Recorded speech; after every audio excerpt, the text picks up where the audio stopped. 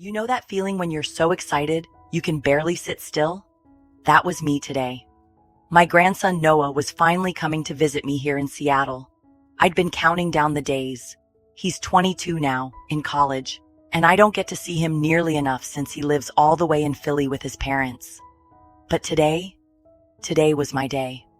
So there I was, pacing around my little house, making sure everything looked just right.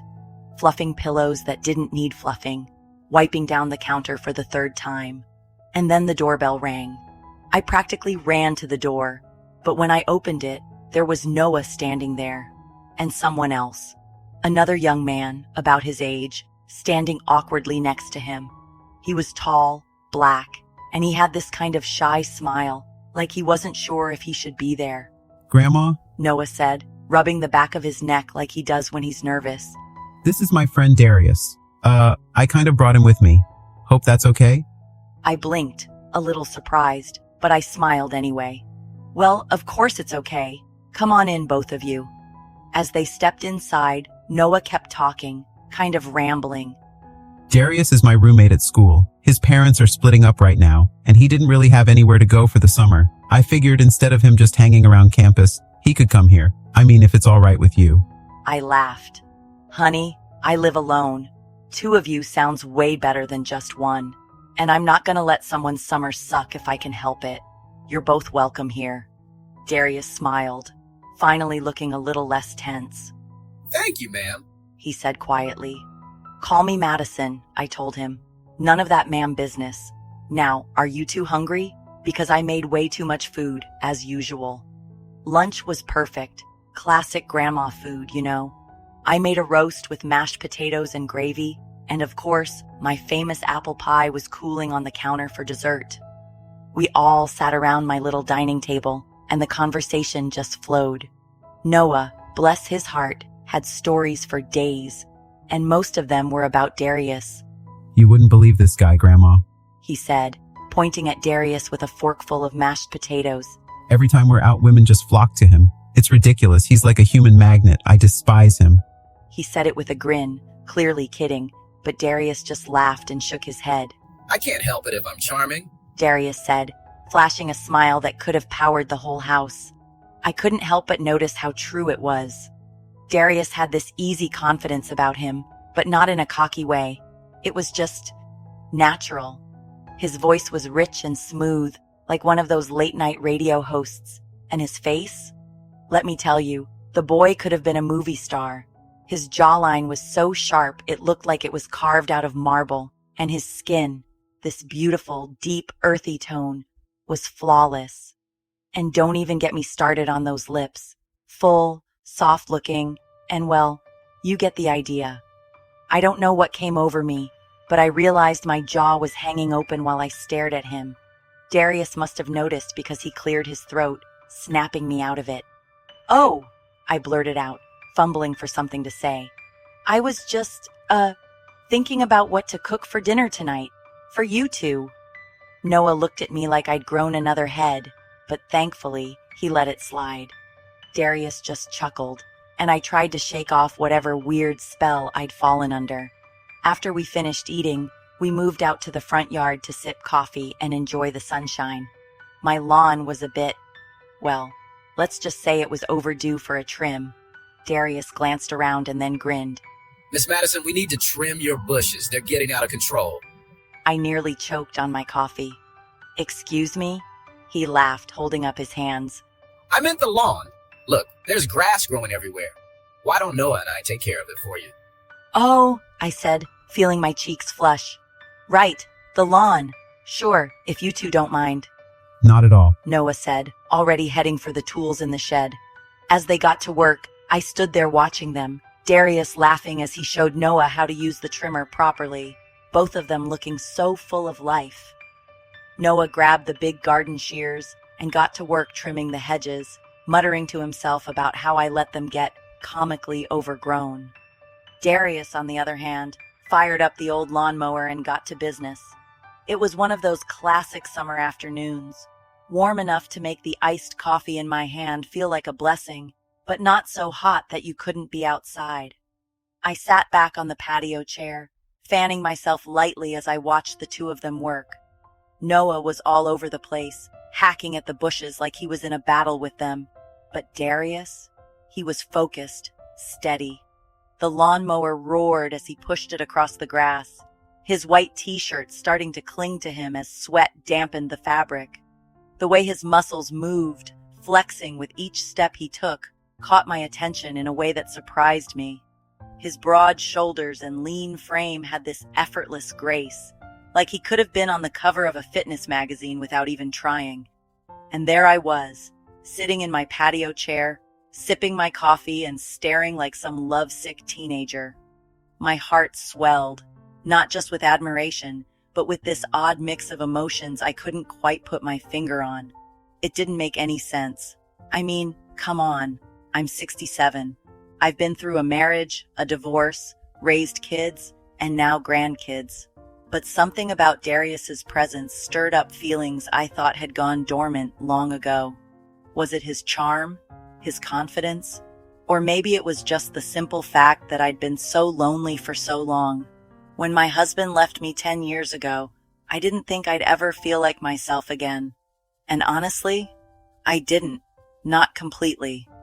Sure, I'd learned to live with the quiet, but the truth is, loneliness has a way of sneaking up on you. It settles into the cracks of your life, making you long for connection, for something, anything. I took a deep breath and shook my head, trying to snap myself out of it. This wasn't about me. I was just glad to have company for once, to feel the energy of youth in my home and my yard. Darius paused for a moment, wiping his forehead with the back of his hand and glancing over at me with that easy smile of his. You doing okay over there, Miss Madison? Oh, I'm fine, I said quickly, sitting up a little straighter.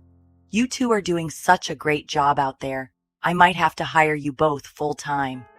He laughed, a low, rich sound that sent a little flutter through me I tried very hard to ignore.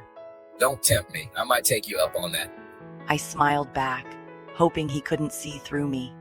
As they worked, I reminded myself that this was just a fleeting moment of connection, a reminder of what it felt like to have people around. After they finished with the lawn, Darius walked up to me, wiping his forehead with the back of his hand. His t-shirt clung to him, and I had to remind myself to keep my eyes firmly on his face. Miss Madison, He said, flashing me that mischievous grin. it was nice trimming your bushes. Feel free to call me whenever they grow back. I blinked, caught off guard by the way he said it, like there was a little something more behind his words. My cheeks went hot, and before I could stop myself, I replied, "Well, it's been years since anyone took care of my bushes. Feels good to have someone around." The moment the words left my mouth, I wanted to kick myself. What was I thinking? But Darius just chuckled, his laugh rich and warm, and that only made me feel more flustered.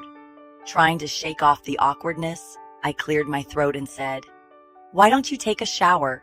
You must be feeling sticky after all that work," Thanks. I appreciate that. he said, looking genuinely grateful. I led him to the bathroom and showed him how to work the old knobs for the water. "It can be a little tricky," I said. "Just twist it gently, or it'll stick." He nodded, giving me a small smile. Got it. Thanks again. I left him to grab some clothes from his suitcase, and a minute later, I heard the water running. But instead of walking away, I lingered just outside the door, my mind wandering in ways it really shouldn't have. I could picture him under the spray, his smooth skin glistening, those strong hands running through his hair. I shook my head, trying to snap myself out of it. "Get a grip, Madison. He's just a guest, and you're being ridiculous." Just then, Noah called me from the living room, and I practically jumped. Grandma, come check out the lawn. Relieved for the distraction, I hurried over to find him standing proudly in the front yard. The grass was trimmed neatly, the hedges perfectly shaped. It looked like something out of one of those home improvement shows. "Wow, Noah, this is incredible," I said, clapping my hands together. "You and Darius really outdid yourselves. This deserves endless praise." He beamed at me, and I pulled a crisp $100 bill out of my pocket, handing it to him.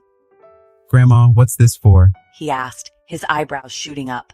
Consider it a tip, I said with a wink. Just like when you were little, and I'd slip you pocket money after you helped me with chores. He laughed, taking the bill. Man, this brings back memories. Thanks, Grandma. It's nothing, I said, patting his arm. Just my way of saying I appreciate you. As I walked back into the living room, Darius had just come out of the shower.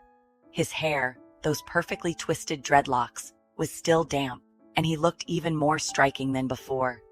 He had this glow about him, like he was a walking ad for confidence and vitality.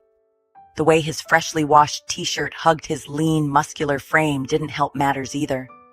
I felt a strange flutter in my chest and immediately scolded myself. What are you even thinking, Madison? Get a grip. You're 67 for crying out loud. I smiled politely, excusing myself as the two of them sat on the couch, laughing and talking about their college adventures.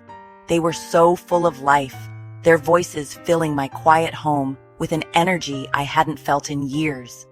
I slipped into my bedroom, closing the door gently behind me. My heart was racing, and I didn't know why. I caught my reflection in the mirror, and for a moment, I just stared. What are you doing, Madison? I whispered to myself. But the thoughts wouldn't stop. My mind wandered. What would it be like to have someone like Darius in my life? To feel that warmth and connection again? I pictured him standing here in my room, his laughter echoing off the walls, and the thought made my cheeks flush. Then reality hit me like a bucket of cold water. I looked closer at my reflection, the lines on my face, the silver streaks in my hair, the skin that had lost its youthful elasticity long ago. I sighed, shaking my head. Stop this nonsense, I told myself. You're not some lovesick teenager. But the truth was, Darius had stirred something in me that I thought had been buried forever. After my husband left, I'd settled into a routine that felt safe. Breakfasts with the ladies at the cafe, afternoons with a book in my lap, and evenings talking to my cat as if he could respond. It wasn't exciting, but it was comfortable. Now, though, something inside me felt different. Alive, like I was waking up from a long sleep. I wasn't just Madison, the lonely divorcee with the quiet house. I felt like a version of myself I hadn't seen in decades.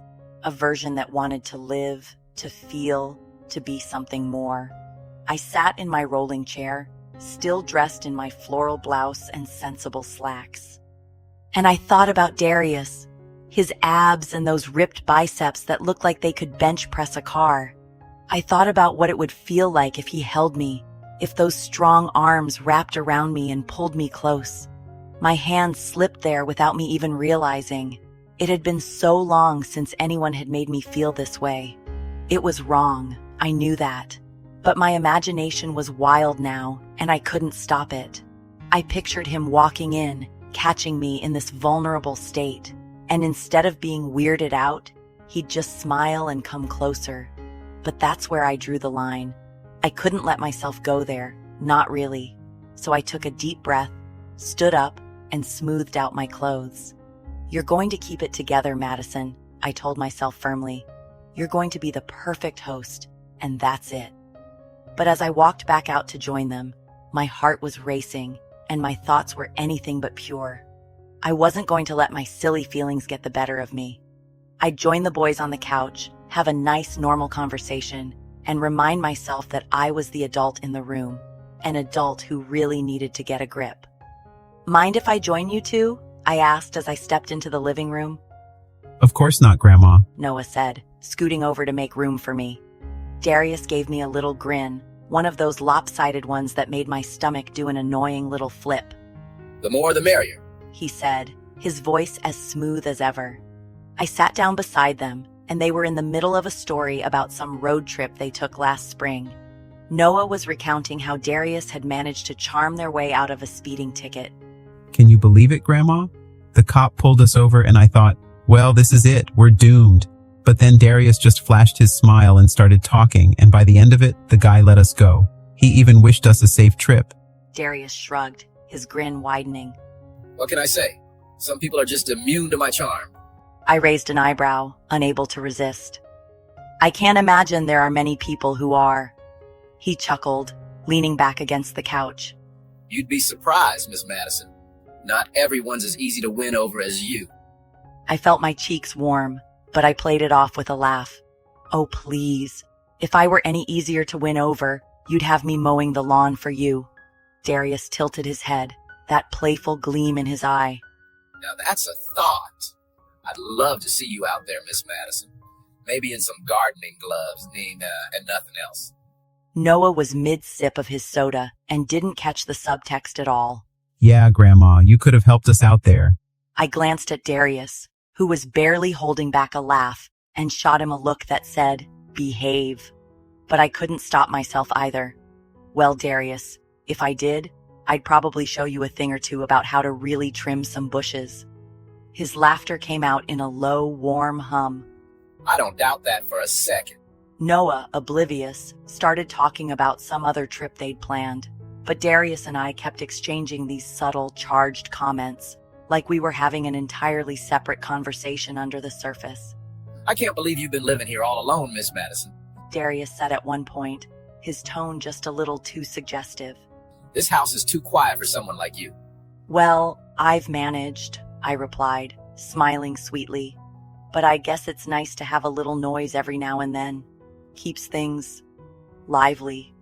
Noah was still rattling on about something, completely unaware, and I felt a strange mix of exhilaration and guilt. Part of me couldn't believe I was letting this happen, but another part of me, one I hadn't listened to in years, was enjoying every second. Eventually, the night settled in. I made sure both their beds were ready and tucked in the fresh linens. All right, boys, I said as I finished up. Have a good night. Sleep well. Noah gave me a tired smile. Thanks, Grandma. You too. Darius nodded, flashing me one of his signature grins. Good night, Miss Madison. With that, I headed to my own room, hoping to finally get some sleep. But as the hours dragged on, I couldn't seem to shake this restlessness that had taken root inside me. My mind wouldn't settle, no matter how much I tried to convince myself that I was overthinking everything. The house was so quiet now, the lively chatter of the day replaced by stillness, and it only made my unease worse. I paced my room for what felt like hours, the soft padding of my slippers barely making a sound on the hardwood floor. Finally, I couldn't take it anymore. I stepped out of my room, telling myself I'd just grab some water or check on the thermostat.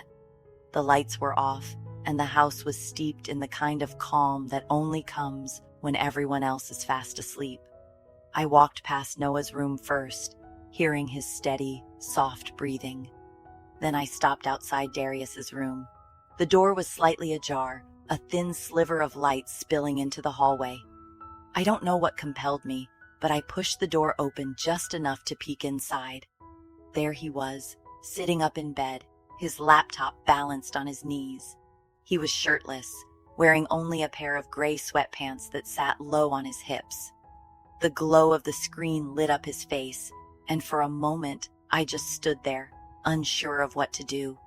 When he noticed me, he nearly jumped out of his skin, snapping his laptop shut like I'd caught him committing a crime. Oh, Miss Madison, you startled me. He stammered, clearly flustered. Oh, I'm so sorry, I said quickly, feeling just as awkward. I didn't mean to scare you. I was just checking in. No, it's fine, he said, his voice a little shaky. I was just, watching a horror movie. It gave me a bit of a fright, that's all. I raised an eyebrow, immediately suspicious. His reaction didn't exactly scream horror movie, but I decided to play along. A horror movie, huh? Which one? He hesitated, clearly scrambling for an answer. The Conjuring 2, I think. I bit back a smile, folding my arms. Well, that's a good one. Maybe I should join you. I haven't had a good scare in a while. His eyes widened slightly, but then he nodded, moving over to make room. Sure, Miss Madison. Feel free to hop in. I slid into the bed beside him, my heart thudding in my chest. The situation was entirely innocent, on the surface at least, but it felt anything but. He reopened Netflix and scrolled through the horror section, eventually landing on a newer flick I hadn't seen before. This one's supposed to be pretty creepy. He said, hitting play. As the movie started, we settled in side by side, the faint hum of the laptop filling the room. The flickering light from the screen danced across his features, highlighting the strong line of his jaw and the curve of his lips. I tried to focus on the movie, but my thoughts kept drifting. This was probably the most thrilling thing that had happened to me in years, and I wasn't sure how to feel about it. As we continued watching the movie, the tension in the room built up with every passing moment. The horror film wasn't one I would usually get scared by. After all, I'd spent years living in this house all by myself, unbothered by the creaks and groans of the old walls. But there was something about this particular movie. The sudden jump scare caught me off guard, and before I knew it, I found myself instinctively moving closer to Darius, burying my face in his chest. It was a reflex, purely a momentary lapse. But when I realized what I'd done, I pulled back immediately, embarrassment flooding my face.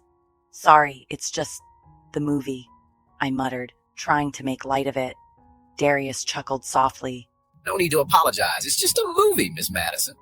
His voice was warm and reassuring, and he gave me a gentle smile. Without hesitation, he wrapped an arm around my shoulders. Don't worry, I've got you. I leaned into him, the warmth of his body offering an unexpected comfort. For a moment, it reminded me of the times when my husband and I would sit together, sharing quiet evenings in front of the TV. But those memories had become bittersweet, tainted by the way he'd walked out on me for someone younger, someone who wasn't me. I tried to push the thought away, but it lingered, a sharp pang in my chest. Then, out of nowhere, I felt it, the urge. It was like my body was acting on its own accord, and before I could even process what was happening, I leaned in and kissed him. Darius was taken aback, his body stiffening slightly. But then, after a beat, he kissed me back, his lips soft and gentle. It was a moment that seemed to last an eternity, our breath mingling in the dark room. When I pulled away, I was already apologizing. "I'm so sorry, Darius. I don't know what came over me. I shouldn't have." But he stopped me with a finger to my lips and whispered, Shh. Don't apologize. I've been feeling the same way since the moment I stepped into this house. There's something about you, Miss Madison. I don't know how to explain it. We laid there, our eyes locked for what felt like an eternity, until Darius reached out to me, his eyes searching mine for permission, and when I gave it with a nod, he leaned down. I felt the ache of longing that had been buried under layers of loneliness and duty. The next thing I knew, we were both lying there exposed to the cool air, and when he finally took my hand and placed it there, I realized what I had been missing out in life. The anticipation was almost unbearable now. What followed next almost shook the very foundations of the old house. It was a feeling I hadn't experienced in so long, the raw, unbridled passion that had been missing from my life. But I couldn't help but wonder if this was a mistake, if tomorrow would bring regret, or if this was the start of something new. But for now, all I could do was hold on to him, feeling his heartbeat match my own as we both explored this beautiful dynamic.